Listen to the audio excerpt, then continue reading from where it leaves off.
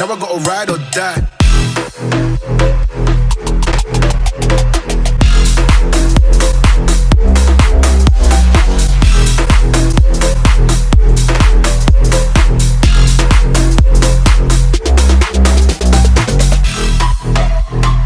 So guys, welcome back to a very rainy start to today's video, and we have just picked up a Isuzu Trooper. You'll see from the title, and here it is. It is honestly one of the most largest vehicles we've actually had on the channel in a while. We've done a few off-road capable vehicles in the last few months, but this is big. This is really big. Now I will point out now, when I say big, I'm about 5'11". It is large, and that's not just because it's body lifted and lifted off the ground on the suspension.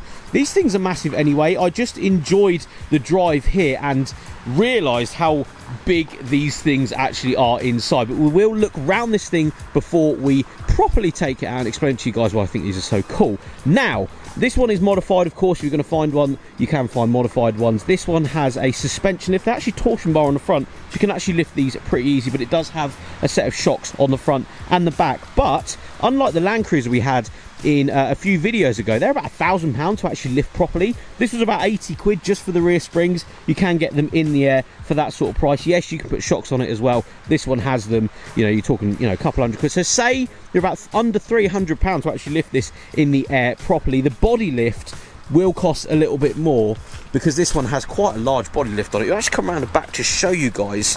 You can actually see just a little bit of the body lift at the back there. But as you can see, this thing is absolutely gargantuan, sat on 33-inch tyres with these aftermarket wheels. And driving here, I didn't feel too much of a crazy wallow. This has modified anti-roll bars, as I'll say, in the driving portion, but it actually drives pretty well. It's just the size, it's absolutely huge. Because this is a Longhorn edition with the 3.1 litre diesel engine, you will experience, as we come into the back, 7 seats. So you actually do have rear seats as well as these seats and the front seats. So it's actually huge, this thing. Again, this is me at the back of the vehicle, and again, 5'11", I'd say. It's actually one of the largest vehicles I've driven in recent months, and you'll notice that if you ever drive one, tons of space though. That means you've got loads of space. So there's loads of space in the back, loads of space in the back as well for the rear passengers, and you will notice that there is loads of room in the front as well. Now this is a manual variant as well, and I will explain it again in the actual driving portion. The throw in these vehicles is hilarious. The actual reach from first to second is just, it's biblical. Different seats in this. They're actually Peugeot seats because the original seats weren't very happy. They just collapsed quite quickly. Now this one, 291,000 miles. Now yes, that is a mixture, but bearing in mind this vehicle is 94, that is quite a lot of mileage. Believed to be pretty much miles on that odometer, so it has been crossed over at some point, but believed to be just miles. Interior is pretty good, if I'm honest. It's in good shape considering the mileage and the age of the vehicle. Tons of stuff to look into though. Electric mirrors, heated mirrors, you've got your wipers, your lights, everything's on knobs on these, which is quite interesting. This one has a radio, tons of other little bits and bobs. Big center console as well with a grab handle. Grab handles up here. It's actually in really good condition considering how many miles are on this thing. But as you can see, the rain is starting to come down, so we will close the door, get on our way. Sorry about the lack of actually properly looking around this thing, but we are working with the worst conditions ever at the moment. But yeah, cool looking truck, but let's get it on the road, go and enjoy it. See what this is like lifted, body lifted, with those big tyres, and the size of this thing.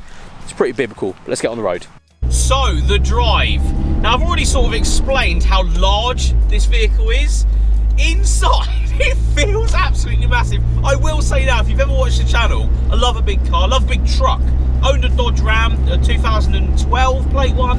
Absolutely massive. This though, it feels gargantuan. I don't know why it feels that way. Maybe because it's lifted and it's got big tyres on it. But I just think the interior feels absolutely huge. I'm probably, yeah, a good, I'd say nearly a foot away from that door. my wingspan cannot get to that side of the vehicle whatsoever. Now these are 7-seater, as you'll see.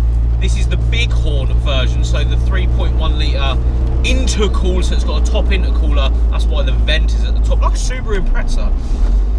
And it actually drives quite nice. Slightly wallowy, I will say that now. If you're going to body lift and suspension lift one of these, it is going to be wallowy. That is just how it is. This one has modified anti-roll bars, let's say, and although they give good articulation, you will notice a huge difference in the way it pitches and manoeuvres on road. But of course that will come into your benefit off-road. That's where this car will, vehicle, not car, 4x4, large 4x4, there we go.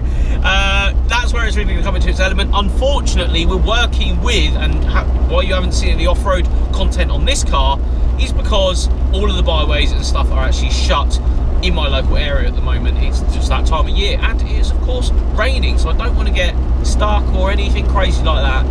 So we're doing an on-road test on this, probably where you're going to find most of your time in this if you're daily driving one of these. I must admit, Japanese import, you have indicators on this side, you know, normal sort of stuff.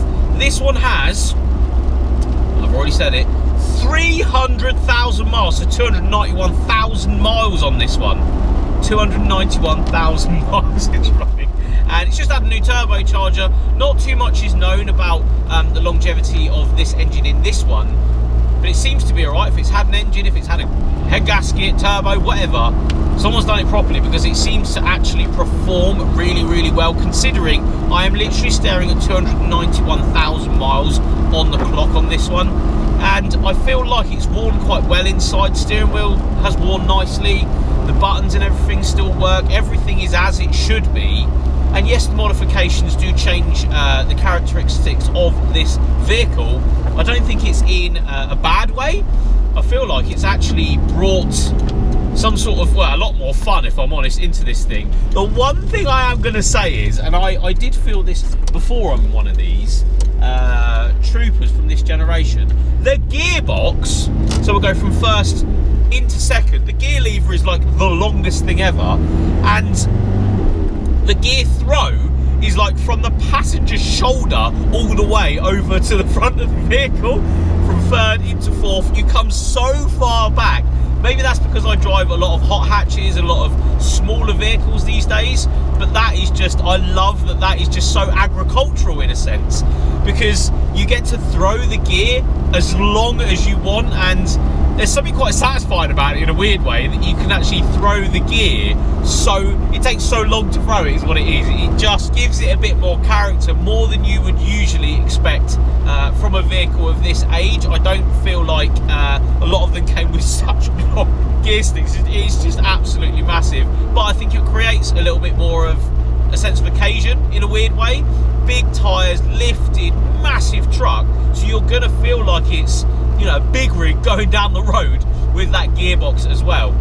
Now you of course do have 4 low and 2 high and 4 high in this one, and you can, you know, go through the gearboxes as you wish today. Unfortunately, I'm going to say again, we are on road, so won't be using too much of that. You could put it into 2 high, just have the rear wheels spinning, or have it in 4 high where we are at the moment, and all 4 wheels are grabbing the tarmac.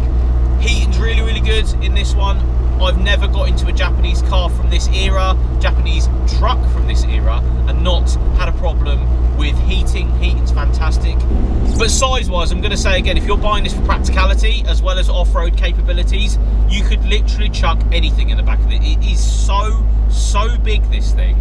And I don't think you're going to be too worried about comfort as well. This actually has, interestingly enough, I was talking to the owner, and the front seats are actually worn a little bit too much past what he was wanting to deal with. Cheapest thing to do was to buy different seats from a different car. These are from a Peugeot, and they fit absolutely fantastically in this, and they've got a little captain's chair support here for your arm, much needed, because again, this vehicle is huge, so there's nowhere really to put your arms unless you had this captain's chair armrest here and an armrest this side. So all in all, capable off-road, I would say. Not that we're going to find out in this video, unfortunately, but on-road, the characteristics are pretty good. It's not going to break the speed limit, it's not going to set a land speed record, but it's a hell of a laugh, and lifted, big tyres, everything like that. I don't know, there's something cool about it. I don't know, maybe it's me, I think it's cool. And if we're talking about values, these have gone up, everything has, but you can get them still for a deal if you wish to. We're going to drop into this car park here. Mad traffic today. Yeah, values are pretty good on these. You can, you know, get yourself into it. As I've already said, the modifications are pretty cheap on these as well, which is nice. And you're not going to come out unstuck on one of these. I think if you're using it properly, you're going to see some really good miles in one of these, and you're just going to have a laugh in it. That's what the owner's, you know, doing this. He thoroughly enjoys it, and yeah, I can see why, because just driving it here, it's been a right laugh. But I'm going to end today's video there. Thank you so much for watching. If you did like today's video, please give it a like, subscribe to the channel if you haven't. We'll see you all on the next one.